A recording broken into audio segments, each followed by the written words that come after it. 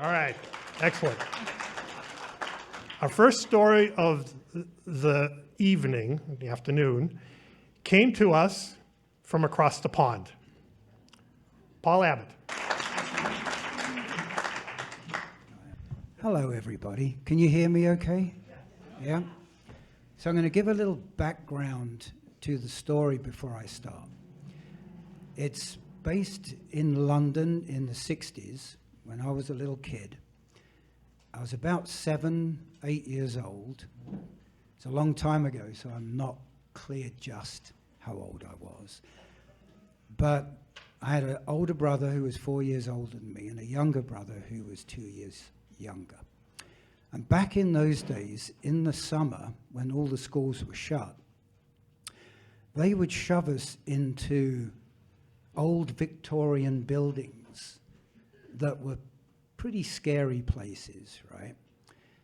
And we would be shoved through the iron gates and the doors would be locked. The gates would be locked. So all these kids would be playing out in these courtyards with these towering buildings above us, and we all hated it, obviously.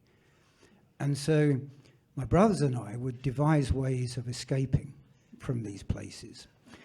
And this in itself was a great adventure because these places were built like prisons.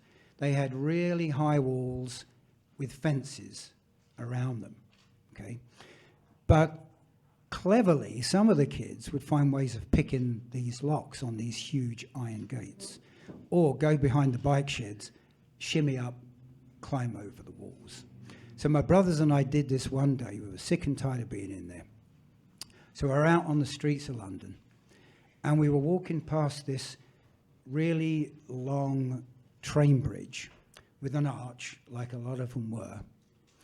And there was a line going into London and a line coming out of London. These are all electrified railway lines, right? So my brothers and I were walking along, and I see this long strip of packing metal, probably about 15 feet long. It's quite thin that you put around pallets. So I see this thing, and my pyromaniac mind thinks, like this could be interesting. This is a good idea, right? So my brothers and I, we picked this thing up, and there's about 8 kids who have also escaped from the school. So we have to climb up onto this parapet of the bridge. So it's about 30 feet down to the railway lines, banks on either side. And so I say to my little brother, pass me up the metal, right? So he gets one end, my other brother gets the other end. So we're about 15 feet apart on the bridge. Other kids are getting up, looking over the edge. We're all anticipating a little spark or two, right? So on the count of 3, 1, 2, 3, and it glides and floats through the air until it hits across all of the railway lines. The flash and the noise was so powerful, it knocked us all off the bridge on our asses, right? So we're all in the dust, going, what the fuck? And suddenly we see all this smoke and like flames licking up the side of the bridge. So I get up there and I'm pleased with my work, right? I'm thinking, this is heaven. This fits right into my whole setting things on fire stage of my life, right? So we're all looking over there, and it's getting higher and higher, and I'm thinking, oh shit, this is not good. This is getting worse. And the flames were licking under the bridge, over the bridge. All the banks on the side were on fire, right? And we're not talking a little bonfire. We're talking real flames. 30 feet down, they're already licking over the top of the bridge, right? So my brothers and I thinking, how long can we stay here and watch this, right? Maybe we can sneak around the side and watch it from the side. But at that moment, I felt this grip on my wrist. And I look around, and there's this guy standing there. And he's looking down at me. So I've called the cops, I've called the fire brigade, they're on their way, and you're not going anywhere. So all the other kids scatter. They all run except my 2 brothers.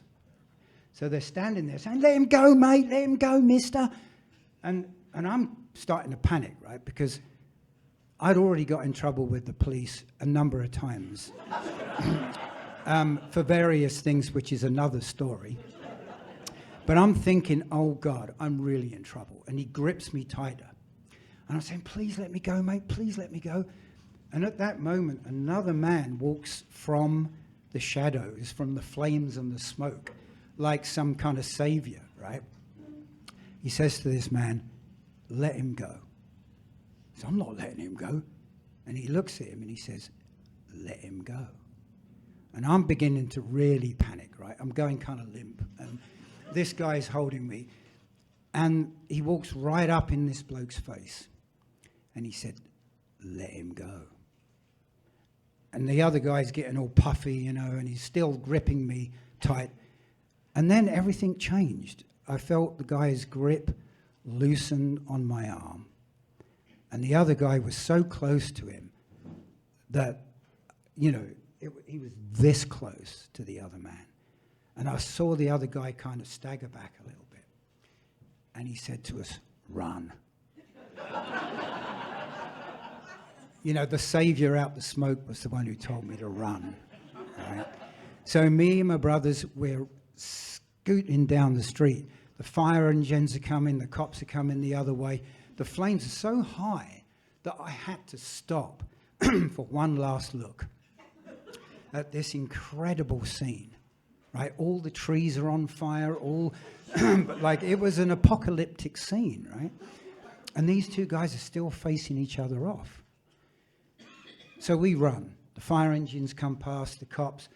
So we kind of went a little further on down the road and stopped so we could just watch this incredible scene. But all those years, we're talking 1967, something like that. All those years, I've thought about those two men. I've thought about how much trouble I would have been in if that man hadn't have come from the smoke and saved me. And over the years, I've thought a lot about this. I've told that story over and over in my mind. And it occurred to me that all through my life since that moment, I have tried to help other people out of a situation like that. When I was a selfish kid, man, I was all about myself. But as the years have gone by, I've started to notice, like if there's an underdog, if there's someone who's in trouble, and they could have done something bad, because what I did was not good, right? That was not a good idea.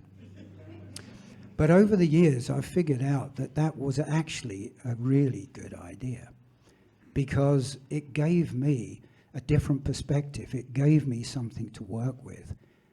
And I've ended up helping people out of prison, out of drug situations that seemed hopeless and helpless, in a vice grip that they could never get out of. So I feel that that experience was worth all of the trouble that it caused. I mean, it probably cost the government a lot of money to put that fire out, right? But that's, it was worth it. So what seemed like a bad idea at the time, I believe can be really good things for us as we go through life. Thank you very much. Paul told a wild card last year, and we kind of pursued him a little bit to come back and tell the whole story. When he was in London and he was a young boy, he said that he had a couple of things that he liked to do. One was he loved all the girls in his class when he was 5. So he was, what's the word, egalitarian, I guess? Yeah? I guess that's probably true.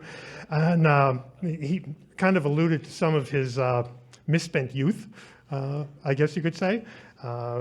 He was a bit of a thief, and he would hide his stash in the bombed-out houses on the street that was still not cleaned up from the Second World War. So, an existence that, most of us can't visualize.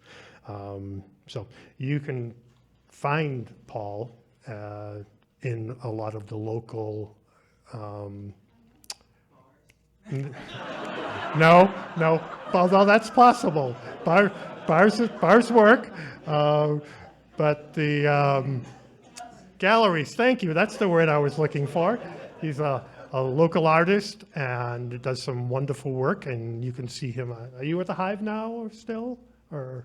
I'm not part of the Hive anymore, but I do frequent. You do, okay. Yeah, check out his work. Yeah. And it's, and of course the local spot behind the bar. That's right. Okay, excellent. Okay, thank you, Len. Thank you all for coming.